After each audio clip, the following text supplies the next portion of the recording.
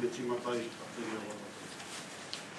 Ai ngā mama nā reo, nā paranga ngā maha o te motu, nā mai hara mai ki tēnei wāhanga, tātou wānanga, te umi ao, a te mauri. Wai au, a po tū whakai rio a pai tēnei, e tua ki te mihi a hoto katoa, tēnei ata, ko te rā me te mihi, a te mihi. So te kaupapa o tēnei a wāhanga, ko te mauri o te tunu, te tau o te rari tai. Tā tātou kai kōrero, wana onunga, e tai nui, tāua, ki whare tō ngā te awa, tai atu ki Norway. He hails from the mighty metropolis of Waiōhau.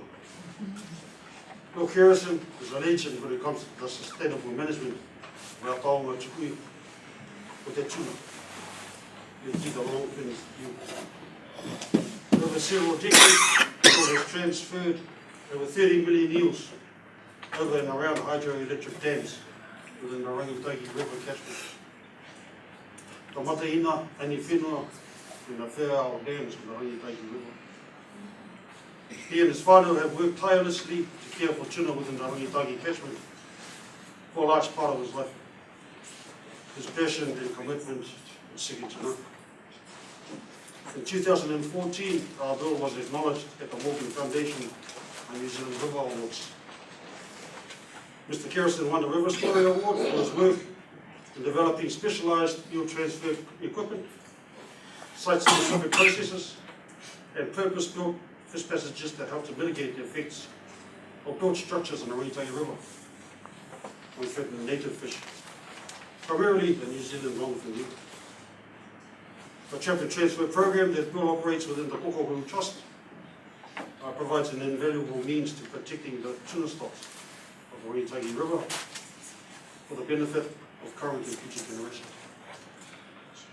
We are acutely aware that without the work that Bill does, there's a real likelihood that tuna stock in the middle and the upper Rangitahi catchment will eventually be lost. Mr. Kerrison is a founding member of the Kokohu Trust, and in 2012 he was made a distinguished science fellow by Te Wharewanonga o Nui for his outstanding contribution to the conservation of freshwater fisheries and community education. Before I introduce Bill to you guys, if you have any questions, Bill will answer them as we go. We won't go until the end. If you have any questions, just ask them on the run. Hoi moi o oma. I'll to you, Bill Kerrison.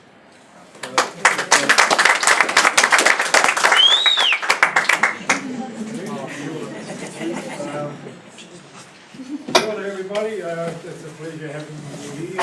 You remind me of all the students I do from around the world. So we have a education program that we do with universities every week. We take them out with us. We hold them at the farm. We no matter how many turns up to my farm, I cast them, feed them, and we take them out on the rivers. And we show them the mahi that we come up with. And just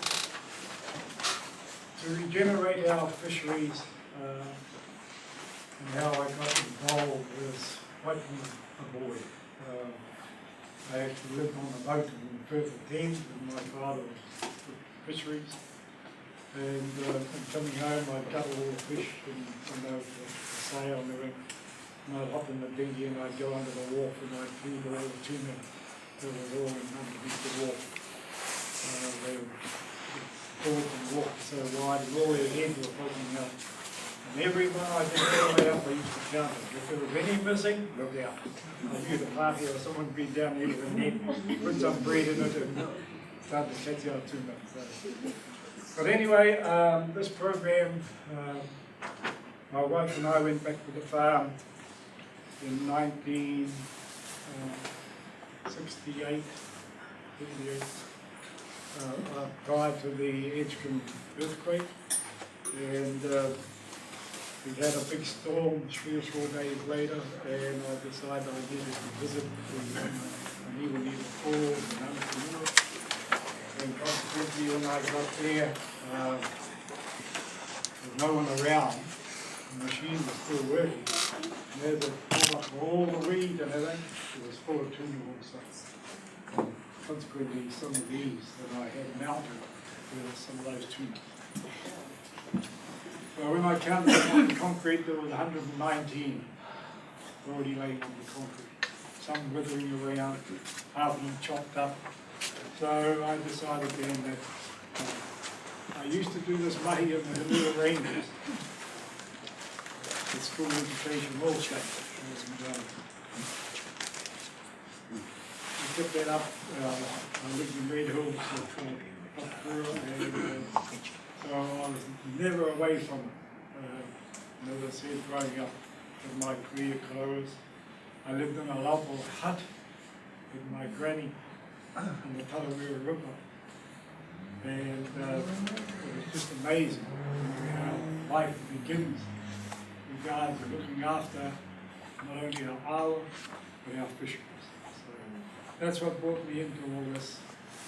And I've been going for so long. I had a big year this year on the triple transfers of the baby elders. And it's probably our New Zealand national record throughout the country. And I do all the data. We do all the moon phases. I send them all out to MPI and NIWA.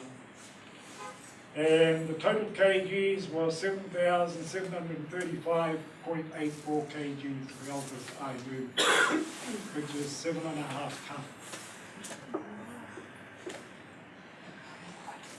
And then that 7.5 tonne, I've got to run up 45 steps with 2 buckets, up the hill, weigh them, put them in the oxygen tanks, and then I've got to identify. I had 2 of my muffles with me, growing up with it, and you know, it was something that was passion, not only passion, but for our people. Because I could see over a period of time that for our new generation, we now see the next 2 generations that are fit to do this work, and we lose.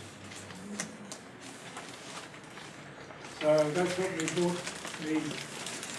All that, and we even showed where we transferred, what total we did to each catchment, whether it be the Whirinaki, Matahina, Hanawhenua Dam, Whirinaki, Murupara, Upper Langataiki. So we actually dropped different weights of tuna, and particularly for the long fish. In those catches, then you get a certain amount of short with it. Not right, very right when you stay in the lakes. It's a good habitat for them. So it's been a huge, long journey, and as Stu said, with the 30-odd million, we could add another 10 million to that after last year. So it's been a monstrous year for us. I'll just give you a breakdown on this tuna here, 45 years old. Has a spawning rate, 30 million. To age it, we take out the new bones out of the top of the head called the opus. We put them on a buffet burner, and it's like the Nico tree, we can cut the rings. So we age all those that get destroyed.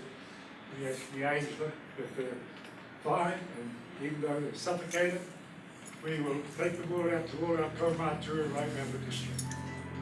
We do not waste any.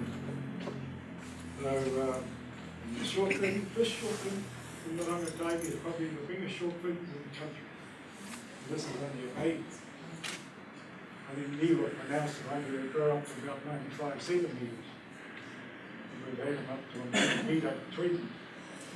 And this one is over a metre. So it's amazing.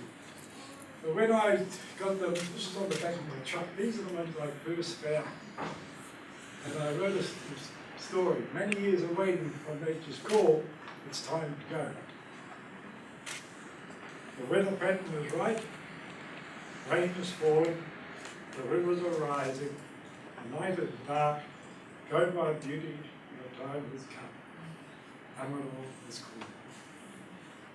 But their destiny back to the sea, to the ocean so far away, not knowing their journey will end to stay. So it was most appropriate. So we had to turn around and then realised, hell, we've got to get a lot of gear. And being net matey with my father on the boats and everything, we make all our own gear. They have nets 100 metres long that we can lay right across the river and guide the eels into a holding gear. That was the advantage that we had on science and technology, that we knew exactly what we wanted to do, how we were going to do it with my boys. So, as you can see, the purpose of the trust and everything is here. This is actually Matahina Dam, huge problems with this dam. They've got no passage either way, upstream or down. And under the river is exactly the same. The Afeo is not too bad. There's an island around the dam, and there's a stream running right down the island. But at the end of the day, when you get losses like this, we've got to look for answers. So I was engineering in Canada, and when I come home, I actually built and designed a fish passage to accommodate the downstream of the adult migration. Now, I lost all my PowerPoints, my buckles, when they come home to visit, they call them, they're in that computer.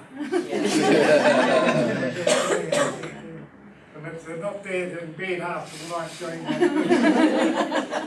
what are you fellas doing? Nothing, Coro, nothing.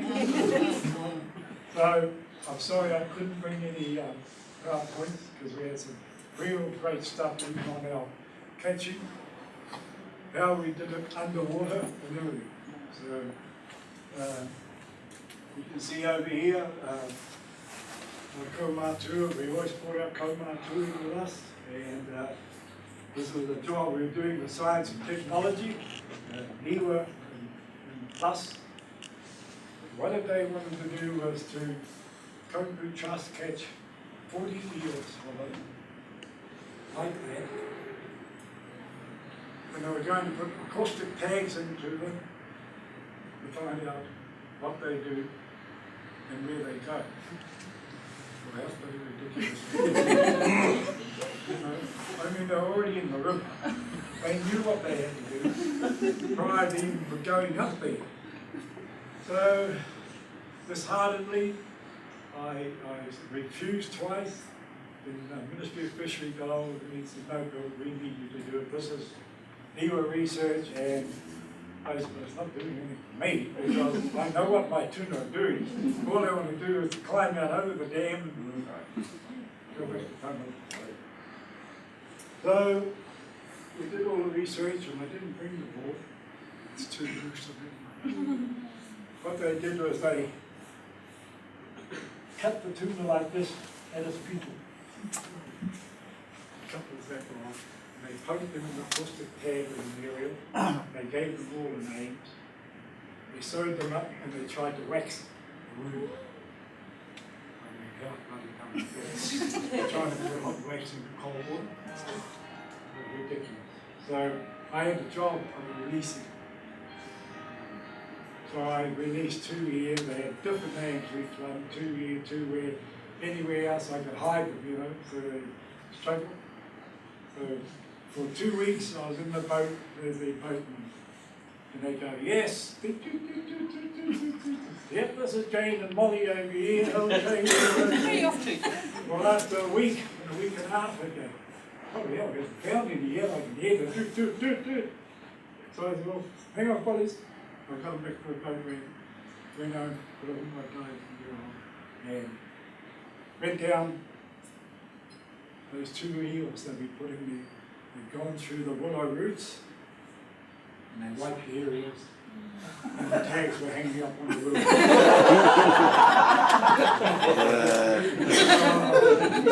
When I came up on the side of the boat, they were looking like this. I was, what the bloody hell is this?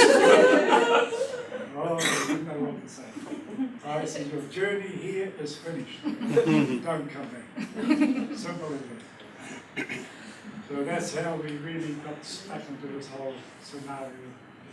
And this is some of the releases that we do. When they are gasping, they have an airlock and a valve by their lung. So what we do is we massage it, the colour cable. We had everybody looking over the top of us, like these from the park as soon as that eel coughed, we laid her over, put her back in the hole, and away she went. Otherwise, they'd already condemned them dead. So that's the mahi that we really look at as the long thing. It's the numbers. We had actually improved the rangataki up to 60%. We had the environmental minister come over and visit us. We took her out, we let her release eel, we let her release alba, she loved it. Tarawera River, because we don't really do rangataki, we do Tarawera, the kai tuna. I've just come back from Ngāti Hine. We work with people right around the moat to help them to upgrade their fishery, do the numbers, when to release and what to release, particularly the long fin. You don't buy the short fin, because there's thousands. The biggest. Oh, sorry. I was just wondering, can you tell us the difference between a long fin and a short fin? The long fin, the dorsal fin goes, because it's a continuous fin right around its tail, right to its anus. And the long fin goes further towards the head, and it passes her feet are probably around 6 or 7 inches. Whereas the short fin is absolutely opposite. So the top of the fin and the short are together. So that's how you can fit the long fin short. So yeah, you know, it's amazing. So we not only do all this, we also look after all the native species, the koala wall, the banded, the giant. We look after the shrimps, common shrimps, and we also catch coda in our traps. So as soon as we catch the coda, we keep them separate. We take them to where we realise that they can reconstruct in another river, stream, and we have some good spots hidden away. I don't say much, but we do have some spots that we actually take them back. So we also do the elbow movements. And this picture here just shows you that what happens when the elbows are arriving at the dam.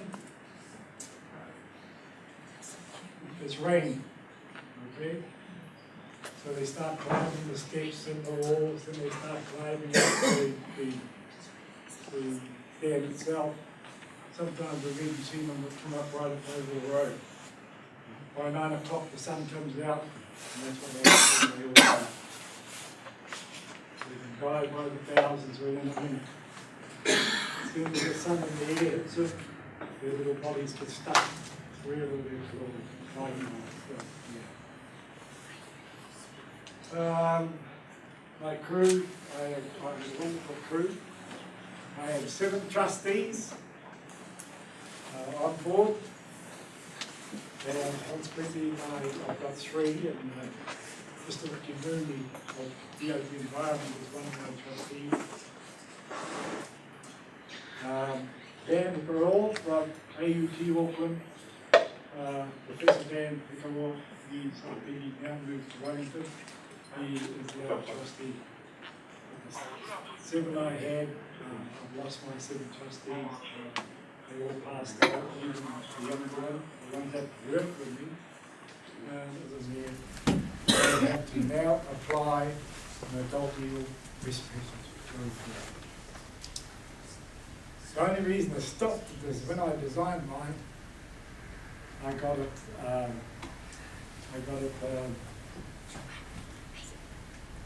the draft in copies, so nobody could patent it the whole lot. And they were sort of being ignorant then for the fact that if they wanted to use it, then they had to buy it.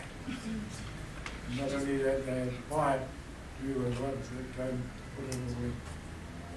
So I think it's going to happen, and it looks promising there. And if it was a total different story. The smaller dam behind Medellin, but it does the most damage. We can work the lakes in Medellin. We have our underwater lights.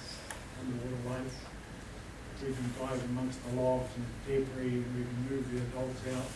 We have our netting gear in place, and I took the count over the last 10 years, and I think we've had a place count of around about 7,000 what we have released globally. So maybe that's the reason why we're getting a bigger proportion of the baby olders coming in.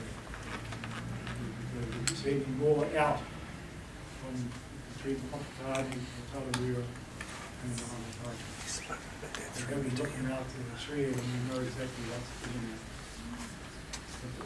One of our major problems. Oh, sorry. Are there commercial licenses on Barangi Taiki? Well, if there are, how are the numbers that they can monitor? What a wonderful question. I hate. But no, I mean, at the end of the day, MPI supplies the license. But when you go up there and you see the boats hidden under the willow, and then I get somebody ring down, oh, there's commercial on the willow. We're all hunting out. Well, the last one we hunted out had 22 tons. I come from the book here, and my younger cousins will go and cut those nets. It's not legal, but that's what they do. The problem is all our boys up there, well, I don't want to drown him, or I want to wreck his car. You know, Carl, if you're looking at benefiting in your life, don't get a record because it'll cost you. You know, at the end of the day, just hang on, take it back to iwi and say, well, it's you people that put the problem there. As you have 23 hunters in Apiawa, right? And not one of them. And I go, how come you sold your 60% of your tuna to your fisheries, and where does the putia go? I said, we don't see nothing, and our people don't see nothing. So somewhere along the line, I was, if you want me to give you value, I can just about nail it right on the head what people are getting back every month. And I said, that's not helping us to cure the problem. The problem is, I need you to front out. Call my iwi hunters back and say, well, sorry, you know, because they all voted against it previously, and they went against it.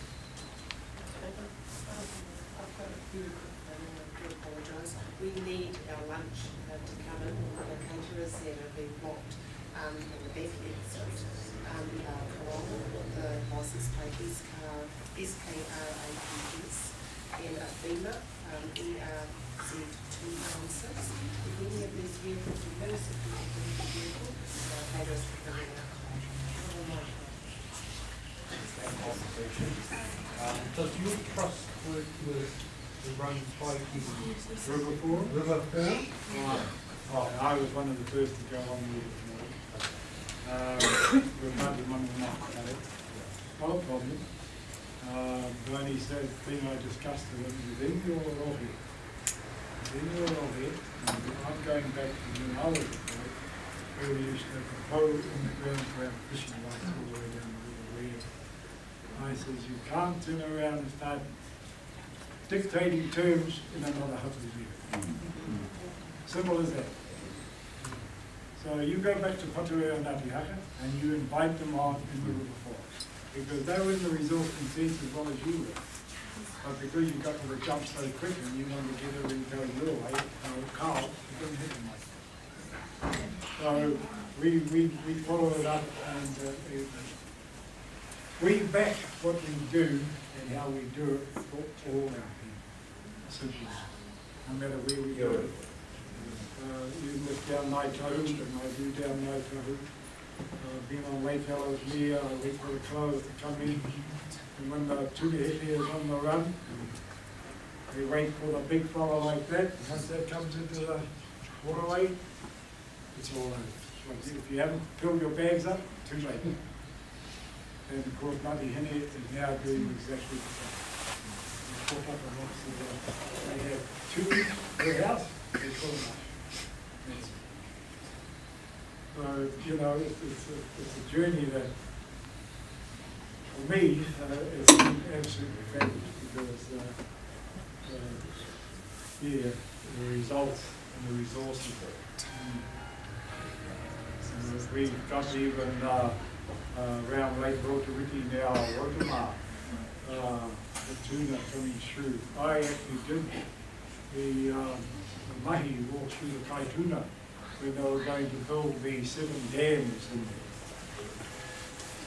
So I drew Tahete Marae people in, come and visit me, break it down the way you need to go. Because if you put that there, your river will be decimated. You won't have any use. So of course our power board also wanted to put one that Tahete at the waterfalls, people out. So we got a big hurry on and the whole hapu we voted against it. So that's why we haven't got those treaty. So, you know, it's been a big journey with all the gear. This is the machine that was doing all the mahi. This is what happens to when your body's cut in half. You can all, you know, walk down and have a look when you feel free to, you know, relax your legs. And 2 of these tuna are over 100 years old. 102, 101. 102, one had a spawning rate of around 45 to 50 minutes. Science and technology say at that age, they're dormant. Well, I'm not even you know, the gonads are so full. You know, you tell these idiots, come back here, it's just crazy, you know, and that was the struggle we've been fighting all the time. Because we're only a small trust, but we had to back them down.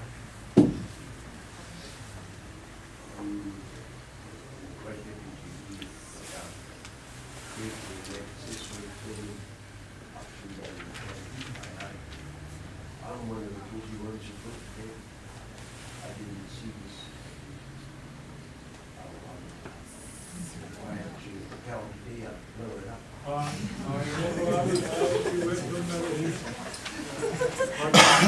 And I was thinking, well, what is our clothes? When we have all our hui, our tucky that goes around it, and no one mentioned the fishery. So our company just came in and waited a week, and from that day on, the trained them. Kia ora matua, kia ora te whare. Just a pātai around, you mentioned the hau that was set up along the awa, identifying essentially hapu areas for harvesting. And I guess the question is around rāhui in particular, and rāhui of particular sections of awa from the harvesting of tuna, and essentially taking that out of the quotering system that the fisheries guys use. Do you think there's any way we can incorporate that Rāhui philosophy into resource management of the kaupapa, of the resource, of tuna? You made my day for Ngāti Awa, our last hui, mai nā kuri a whare, and under fresh water. Mr. Charlie Brewer actually looked at me and he said, Bill, you might be happy in this, that we're now thinking of closing all the result for the Rāhui. And I said, well, that is good news, but I'll wait till I see. But it is a part of that, and they're starting to realise now that if they keep going like the way they are, and not only because of the damage what the dams do, it's also the damage from big floods, you know, and everything like that. I mean, when you move 780 tonne of logs off one dam, and then you put your gear back on again and you look in the bottom of the lake, there's thousands of tonnes sitting in the bottom of the lake. That's why I don't mind that. Reason being, these big fellas, that would be their home. Because it's 150, 200 feet deep, the water's nice and cool for them. They like temperatures around about the 14, 12, 14 degrees cold temperature, and they'll absolutely survive. They've got herpetide down there. Surprising what grows through your invertebrates and everything like that. And amongst all that woodwork and everything like that. So they will never clean the dam out anyway, unless they redrain it. And I've done two lots of the watering in Matahina, and I was using big skip bins from the wall for a year long with the helicopters. And the first one we actually filled the skip bin right up with tuna. Wow. And so we had to fly them all the way back past Mutapara and then release. Yeah.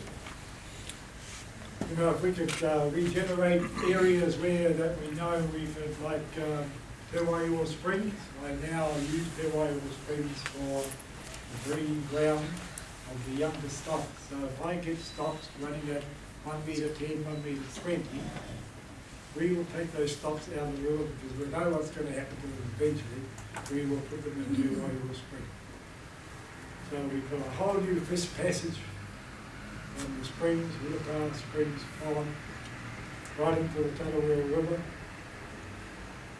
With the fish passage, I was down there only a couple of months ago. Not only the tuna is still there, but there's heaps of mullet coming in. So we've never seen mullet as high as on improved for many, many years. So having that fish passage, well, it's an excellent blessing. So I invited Te Wai Māori Wellington just to give them a good look at the mahi we do, and we can apply for more funding and everything like that. I've changed the trust. I put the trust under my consultancy now, and the reason I put in the consultancy there is that the party only wanted to look at voluntary. In other words, they don't pay any for it. I've started all that, and now whoever I employ back in here for the next season or the next 2 seasons, whatever, we'll set the rate that they get paid, whether it's 5 hours or 8, and we'll set the rate and their fuel expenses and everything like that. So that's a start for us with the new consultants going on. And not only that, we have more pressure to put on them. With that, because we can work in line with all the top scientists anyway. And I find that many of our methods have never been showcased, and they'll never be showcased by me either. Our canoas and that were very cunning, you know, and that is even with whitemeat, you know. People go think, you know, I need to put some more pictures up. Have you ever thought what happens to whitemeat? When they're growing, with that white bait, you have your ina, your koaro, your bandit, your giant cockatoo. The Bay of Plenty holds the biggest giant cockatoo in New Zealand. 24.5 inches long. The giant cockatoo. Right there. So, you know, we're getting ahead. We're not there yet. But our vision is that at the end of the day, by putting all our iwi back into line, then we'll get some common sense to the whole issue. Here's the netting program. This is the netting program, some of the netting programs that we're associated with Then you can see how long my nets are. And I made all these up. I put all the poles in the paddock on the farm and put all the netting, and I use shark clips and everything to make it easy to pull the nets in and out. And you know, we put all the holding pins in. Sometimes you might get 20 of them in there, so you have to get somebody in to push them out and things like that. So it's just been a huge service. And consequently, they've actually closed that dam from the Cookaboo Trust down the Kingdoms. Reason because we were taking litigation every time we looked in there. And the litigation wrapped around not only the disaster to the tuna, but all the rubbish that they were putting over on Iwi Fall, which is a monstrous fall where all the canoeists come from around the motu use. And I've always said, one day, if there's children there, all in their canoes going down here, there's going to be a big log comes through and wipe them out. So when I pressed down and I actually took a huge photo of a massive log, made it, where they'd actually flushed us through the gates at Uncanua. And they left it there for about a week and a half, and I thought, oh hell, I better get back here and take some photos of it. So I took the photos, and then I presented to them at a meeting in their offices, and they go, oh no, that actually went over the dam. Get real.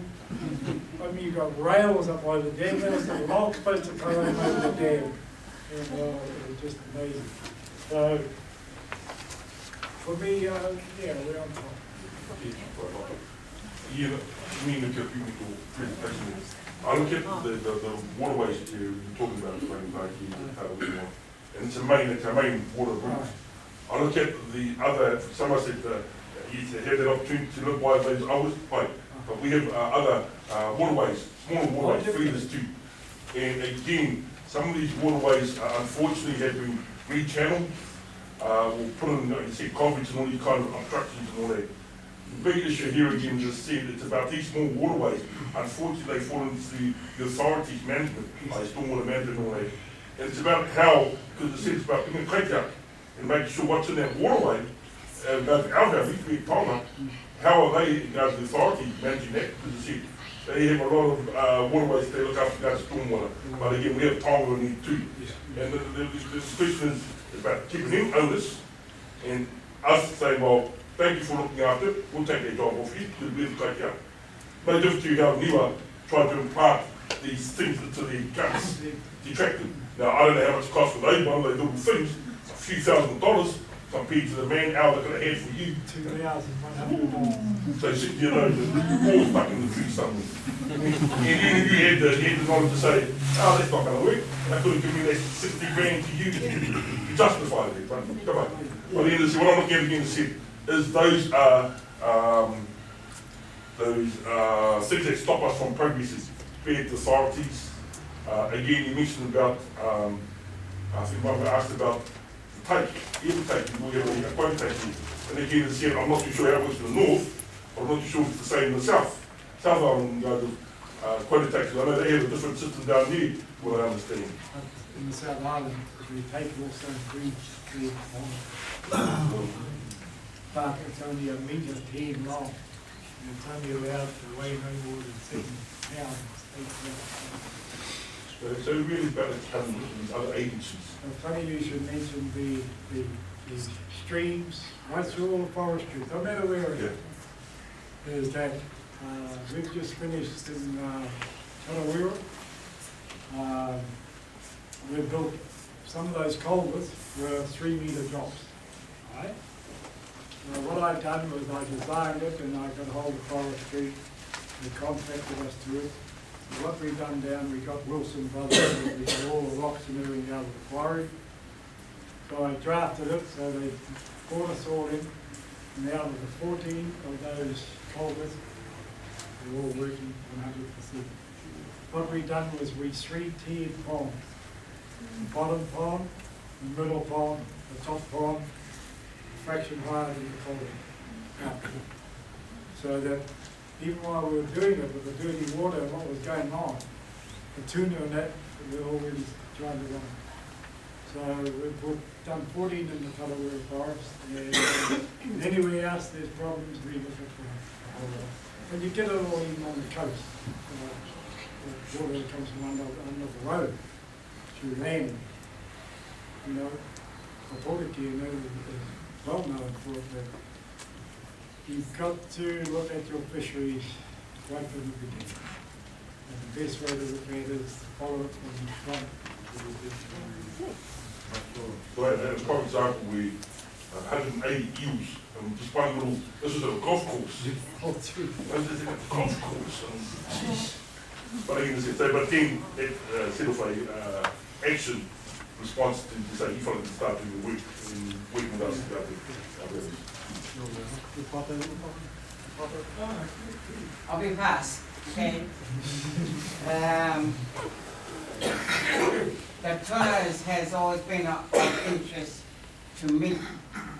I don't like them, okay? Because they can wrap themselves around you, the little sharp teeth of these, they play with my toes. They will massage you. What's Massage. Okay. However, back home, we have an area, it's a Waihi Tasmahai, and it's like a divide, a great divide. One part flows into Lake Taupo, you've got the trout going that way.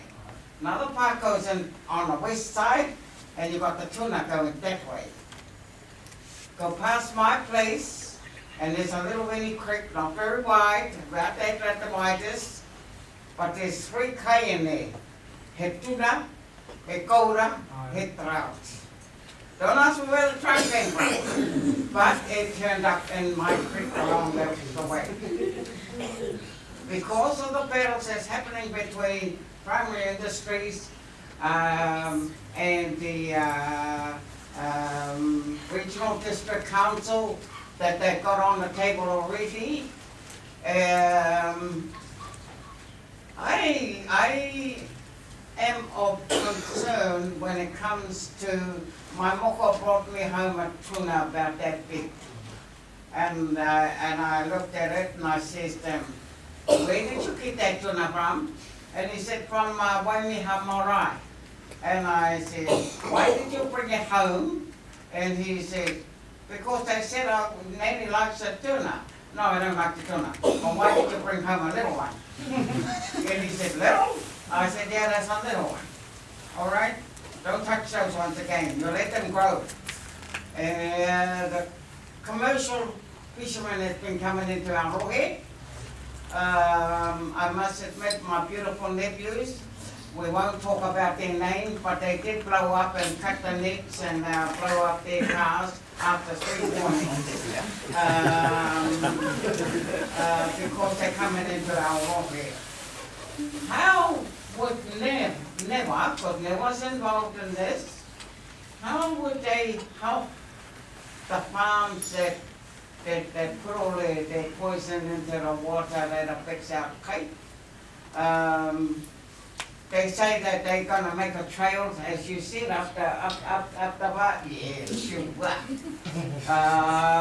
Of course, the tuna knows every trail that you we want to put in. The party, I like it because it holds the biggest value. I know, the Chinamen like it too. Well, if I can just expand on that and answer that question, we live in the lower reaches of, the Matinga Dam, not sure if you're in Thai. Those bootlaces are all we get nowadays. Right. I mean, we get so many But we don't get any more longfin tuna that come down and past the dam. The shortfin tuna in the Rangi Taigis is still prolific because they live in the swamps, they live in the lower reaches, they live down by the coast. Our problem about these big frogs. I'm guilty when I was growing up catching the biggest eel, shooting it and seeing that stuff. Now I'm ashamed of it, understanding what the problem is. Colin did a great job getting that stuff up past the dams. But, you know, we can't have human intervention all the time. We've got to make trust powers, the renewable energies, and the guys that build the dams accountable for building these passages. And with their resource consent, it says that they, as long as they attempt to be making these passages, then that's good enough.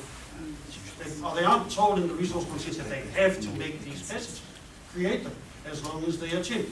And that's where they're catching us out, because they have been attempting to do that on trust power for the last 50 years when they built the dam. But we still haven't got these passages. In the meantime, people like him are trying to lead that. Asking about the rāhui whanaunga.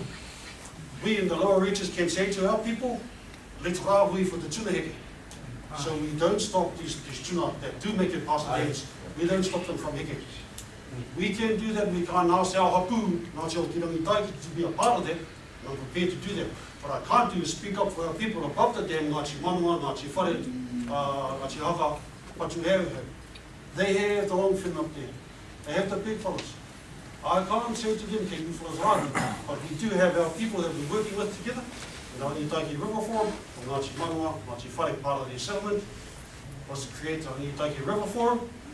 And the Rangi Taiki River Forum, we were created with Ngāti Manua, Ngāti Whare, Ngāti Awa, two Whare Tōki Waiuri, to create a forum with regional council and district council, and I think the Kaituna, and that's happening now. We work together. We created the Rangi Taiki River document. It's going to be embedded in the RVS, regional policy statement. That will give effect to what we have inside. Now, one of the main objectives within that Rangi Taiki River document is to look after the tuna and make sustainable management of the tuna. And we've created a tuna plan, or a tuna ropu. We call it the tuna ropu, to try and achieve this objective of looking after their tuna. We sit together with regional council, and we're trying to find a way now. And if it means holding trust power accountable and working on it, it also means we work with our iwi and our hapu to help us with it as well. So it's an ongoing battle. Does that address the resource consent that you Well, look, it's all about, it's like the treaty. It's how you interpret consent. If we can find a way to interpret that concept, and we have people like Dr. Kura Burke who's working with us, we've asked her to contact with us and write up a plan with us. That's one of our plans of attack. And I work with Daryl Christie, Ngāti Manua, Ngāti Whare, together, our iwi and our hapu getting together. And finding a way and finding an answer. So just to elaborate a little bit further on my pātai, so the issue that we have on the ground is, you know, in the last, say, 15 years, when I was about that age, 15, we were catching lots of shortfin tuna within our catchment of the Piako. Now, we go back to the same areas and set the hiunakis on the same moon, the same, you know, all at the same times, the same seasons, and we're not catching the same amount. And the issue that we're putting it down to is commercial eeling. So in terms of my pātai is, will we be able, through council policy or whatever's made, you know, when we want to rāhui a section of our river, that commercial guys aren't able to go in there as well. And so it covers everyone, not just us as the hapu and iwi of the area, but covers the commercial guys as well. So they're also talking to one of the strongest advocates to try and beat commercial fishing. I don't need to be, you know, if there are commercial fishermen in here, they help with them. But it means working with our iwi, because our iwi are part of the iwi collective partnership. Iwi collective partnership is their part of our quota, is shared. So we're working against ourselves, with ourselves. But in saying that, I was an advocate. When I grew up, part of my kaitiaki tama was listening to the jetbirds go past, because he knew it was the partner dropping nets, because he's the only one that could afford a jetbird. Until he went back again. He went until he went back again, then you sent the tamariki up, and we went out and we got the nets. Councillor Black has been witness to that. I have an old net that he seen fruits, and he asked me, did you pinch that? No, Councillor Brett, we acquired it.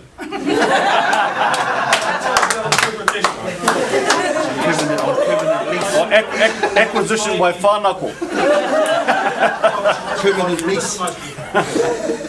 So that's a mission for me, to try and make our river commercial free. It's going to be a huge battle, but you're right, if we can clear our rivers of the river, I'll try that. I'm not sure where I stand, but that's my that's where I'm headed. You mean certain legislations, RPS, Resource Management Act, 50 Act and all that kind of thing. We also again have created, well, when our hapu takes, we created a hapu management, and we talk about those kind of plans, which should hopefully have weight as recognised under the RMA to inform our values and our way of kaitiaki. We talk about our hapu boundaries. So if our hapu boundaries happen to be part of that hapu management plan, then anybody that goes in there without asking approval from our people of that management, then I'm going to say they're coming in and taking stuff, i.e. commercial fisheries. You know, we say about sticking to this district law, and again, they're coming and taking on and tucking on our mana and our value of kaitiaki, and we say we're going to take your net. Well, you're taking our kai out from our people. So again, how you balance that regard to interpreting that document in your process. Yes, and you create your hapu management plans, and you have your iwi management plan as well, have them both incorporated, and then have them be recognised. I don't know what it really is, exactly. However, we need to speak this language, understand this language, and we need to be a part of forums like this, so we can work with regional council and use their tools. And have these people amongst us, especially these people who are advocates, can work for us, and we can work on the ground. We'll do all that stuff, that's our type of culture. And we can work on the ground, but let's have these people and work with these people, so we can work with regional council and hold them responsible. Have these forums, create these documents, the culture is coming. And just about being proactive. Koe homa, tai mātou, kapi o tēnei o tātou hui, ngā mihi hoki ki au koe te ramatira, mō kōrero, mō whakaro, he tāu me whāmu. I've been speaking to this all day, and I'm sorry for losing it for a while. I'll probably get a brownie from our boss. But this is the joys of coming here and getting a t-shirt for your